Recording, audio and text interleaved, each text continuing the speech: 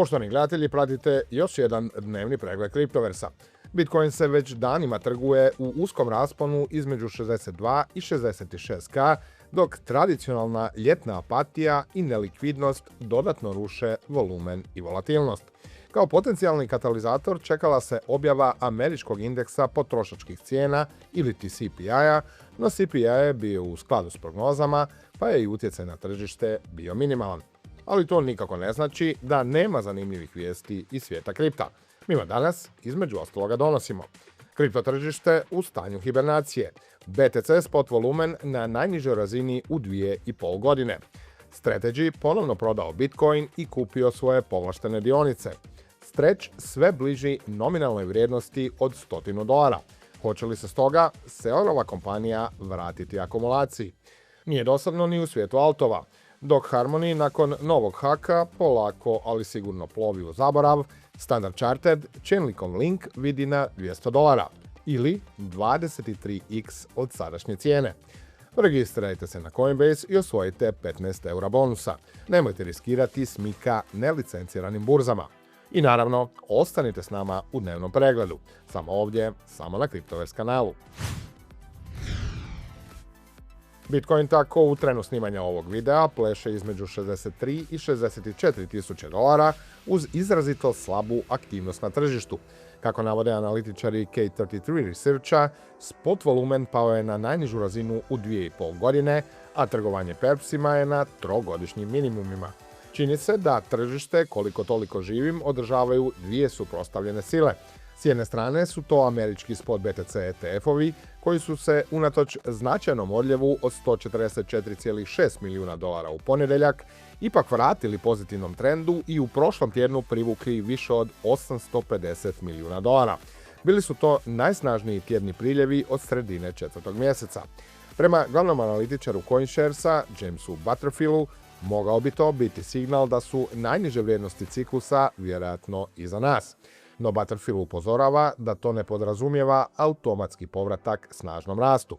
Prije će biti da prestoji još koji mjesec trgovanja u relativno uskom rasponu s ograničenom volatilnošću. Dodatno, ETF-ovi tek trebaju definitivno potvrditi promjenu trenda, pogotovo imajući na umu da je prošlotjedni plus možda dobrim dijelom rezultat hakiranja cold carda i bijega investitora od samoskrbništva. No opet, možda upravo to bude trigger početka novog naleta priljeva u ETF-ove. A ona ETF-ovima oprečna silnica jesu nekadašnji stupovi Bitcoin ekosustava i trezorci koji su snažno doprinijeli prijašnjem rastu vodeće kripta. Strategy Michaela Saylora prodao je novih 1690 Bitcoina. To je već drugi uzastopni tjedan prodaje, a tijekom kojih je Strategy na tržište bacio 3328 BTC-ova za oko $213 milijuna. BTC je prodavan po prosječnoj cijeni od oko $64,000, znatno ispod prosječne nabavne cijene kompanije koja iznosi nešto više od $75,000. No treba istaknuti da je svaki dolar posljednje prodaje iskorišten za kupnju Strategyjevih povlaštenih dionica, odnosno STRC-a ili Stretcha, a kako bi se STRC približio svojoj nominalnoj cijeni od $100. Ako Strategy uspije stabilizirati STRC, prodajni pritisak na BTC bi se mogao smanjiti, pa čak bi se kompanija ponovno mogla pretvoriti iz prodavača u kupca. Jer ne samo da stabilizacija znači manje dividende, pa onda i manje duga, već i zato što vraćanje pariteta na $100 može ponovno učiniti Stretch onime zašto je izmišljen, a to je izdavanje i prodaja tih povlaštenih dionica kako bi se time financirala akumulacija BTC-a. Dodatno, kada i ako to Strategy uspije, akvizicije BTC-a na sadašnjim razinama smanjit će prosječnu kupovnu cijenu kompanije, što je naravno dobro za bilancu. Zapravo, objektivno se Strategy sada, unatoč odricanju od svoje mantre nikada ne prodaj svoj Bitcoin, nalazi u znatno stabilnijoj financijskoj poziciji nego prije nekoliko mjeseci. Kompanija sada ima oko $4,65 milijardi gotovinske rezerve, što je dovoljno za 2,7 godina pokrivanja duga po dividendi, dok je cijena osnovne dionice MSTR-a unatoč velikom razvodnjavanju radi stvaranja tog dolarskog jastuka porasla 20% od dna u 6. mjesecu. Iz kompanije poručuju da planiraju nastaviti s kupnjama BTC-a ove godine, a treba tu podsjetiti i na nedavnu izjavu Michaela Saylora kako će Strategy za svaki prodani Bitcoin kupiti 10 ili 20 novih. Pa da vidimo.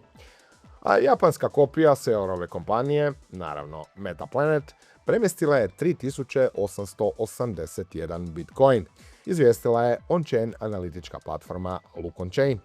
Za sada nema potvrde da je ijedan BTC prodan, ali dionice kompanije su instantno pale 5% usred nagađanja da se Metaplanet pridružuje BTC trezorcima koji su prinuđeni prodavati svoje udjele. Taj japanski Strategy drži 43.000 BTC-a stečenih za 4,4 milijarde dolara. Po trenutnim cijenama, pozicija nosi nerealizirani gubitak od čak 1,4 milijarde dolara. A nisu trezorci jedini prodavatelji. Rudarski div Mara Holdings, prije znan kao Marathon Digital, objavio je da se u prvoj polovici godine riješio čak 29.093 bitcoina u vrijednosti od približno 1,63 milijarde dolara. To potvrđuje teze da je značajan dio prodajnog pritiska ove godine dolazio upravo od rudara koji likvidaciju BTC-a koriste za financiranje poslovanja, ulaganja i potrebe za likvidnošću. Ono što je ovdje dodatno problematično je što je potencijalno kapital u ovom slučaju prikupljan radi zaokreta s Bitcoin rudarenja prema umjetnoj inteligenciji. I za kraj ovog, uvjetno rečeno, Bitcoin dijela, spomenimo i da je BTC tijekom vikenda doživio fork blockchaina.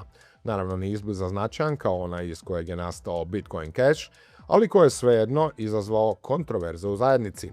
Naime, fork je proizašao iz takozvanog BIP 110 prijedloga, kojem je bio cilj ograničiti nefinancijske podatke poput ordinala na blockchainu. No novi je fork praktički propao odmah nakon pokretanja.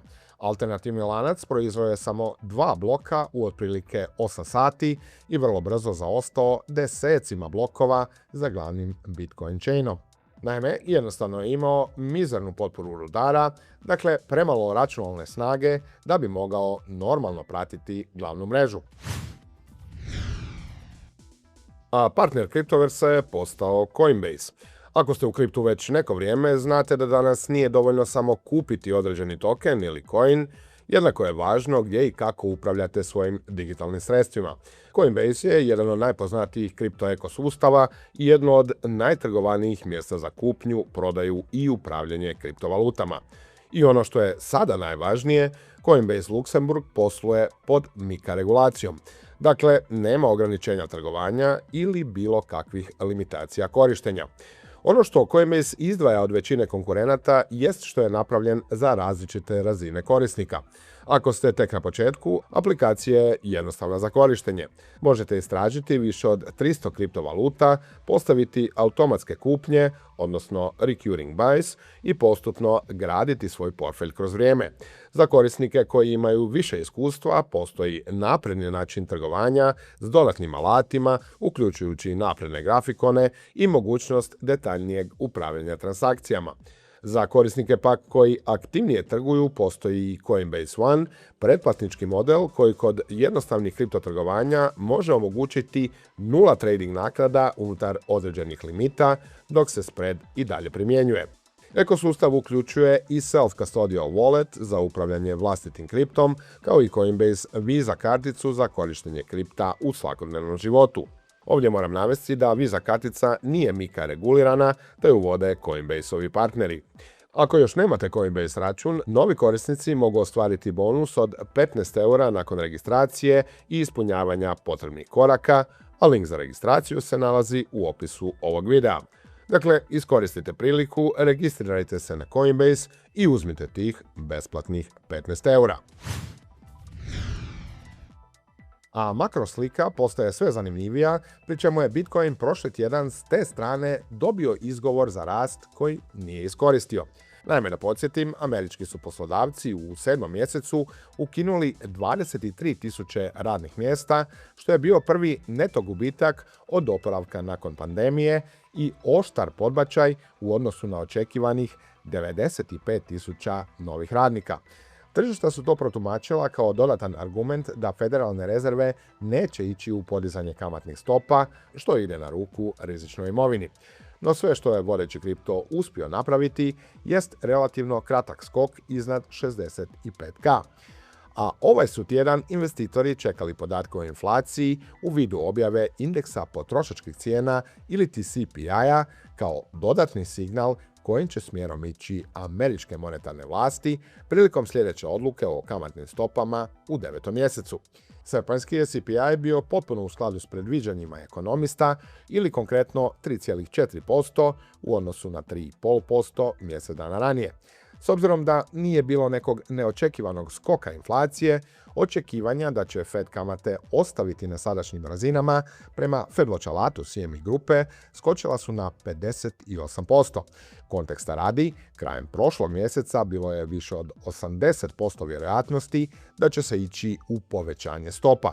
Vidjet ćemo što će sutra donijeti objava indeksa proizvođačkih cijena, a također u tom kontekstu pokušaja deduciranja sljedećih poteza federalnih rezervi svakako treba podsjetiti na tradicionalni ekonomski simpozij u Jackson Hole od 27. do 29. ovog mjeseca na kojem će govoriti i predsjednik Feda Kevin Warsh, pa možda dobijemo neke naznake kako središnja banka važe između hlađenja tržišta rada s jedne te inflatornih izazova s druge strane.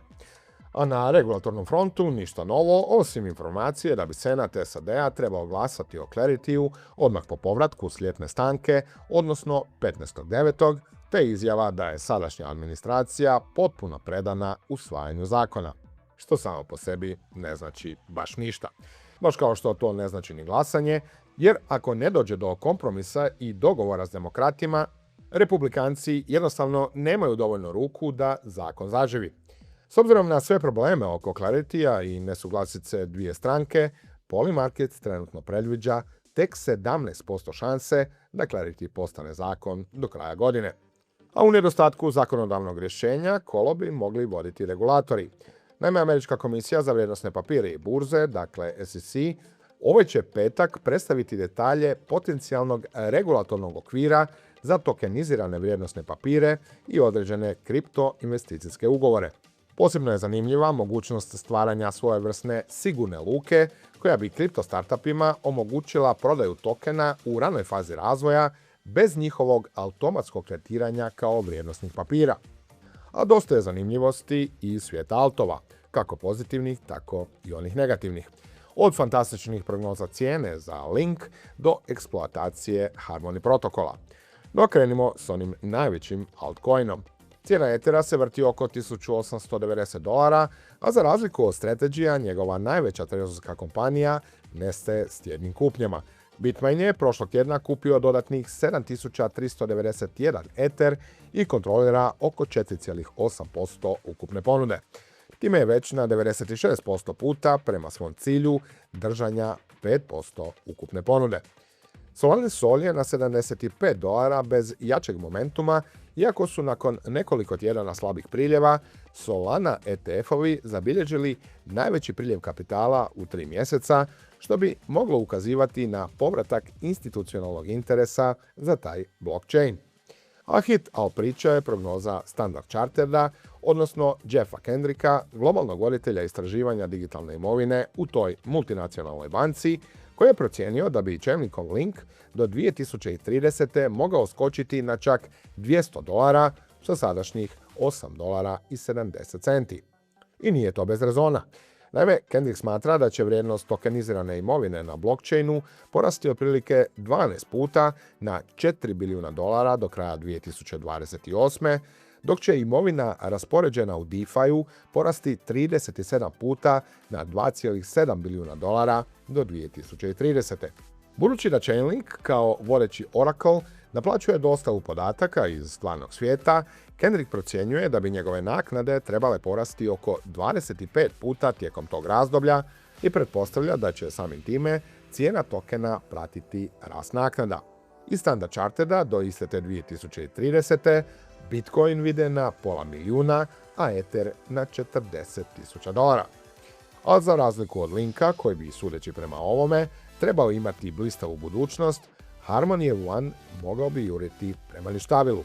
Naime, One token srušio se oko 40% nakon što je potvrđen exploit Harmony blockchaina. Napadač je uspio neovlašteno iskovati čak 4 milijarde One tokena, od kojih je većinu vrlo brzo usmjerio prema kriptoburzama. Harmony je potvrdio exploit i zatražio od burzi da zamrznu povezana sredstva. Inače, hakeri nisu nepoznanica o ovom nekoć respektabilnom Layer 1 blockchainu. 2022. iscrpili su oko $100 milijuna s njegovog Horizon mosta u napadu koje je FBI kasnije pripisao sjevernokorejskoj Lazarus grupi. Harmony sada ima tržišnu kapitalizaciju od oko $11 milijuna, što ga svrstava izvan top 1000 projekata uz pad cijene One tokena od ogromnih 99,8% u odnosu na all-time high koji je iznosio 38 centi. I bilo bi to sve za danas. S nesretnim smo Harmonyjem stigli do kraja još jednog dnevnog pregleda. Ako vam se video svidio, stisnite like, ostavite komentar, a neće biti loše ni ako kliknete subscribe. Pratite nas i na našim društvenim mrežama, a prije svega na portalu cryptoverse.hr. Lijep pozdrav!